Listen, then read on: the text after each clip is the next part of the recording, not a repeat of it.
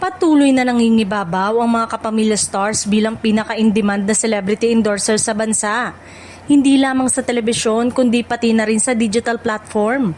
Mula noon hanggang ngayon, kapansin-pansin na karamihan sa mga malalaking kumpanya, negosyante at investors ay mas pinipiling kunin ang mga artista mula sa ABS-CBN upang ipromote ang kanilang mga produkto sa serbisyo. Sa telebisyon, batay sa datos, 70% ng mga TV commercials sa Free TV ay tampok ang kapamilya stars.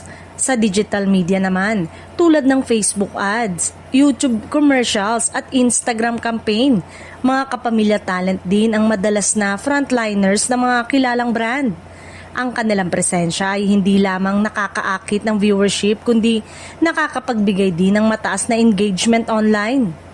Ayon sa isang pag-aaral, malaking dahilan ng kanilang pagiging in-demand ay ang solid na fanbase, international recognition at award-winning credentials ng kapamilya stars.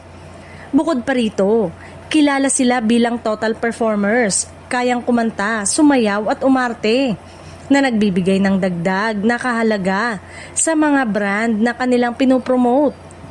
Hindi rin matatawaran ang kanilang influence sa social media.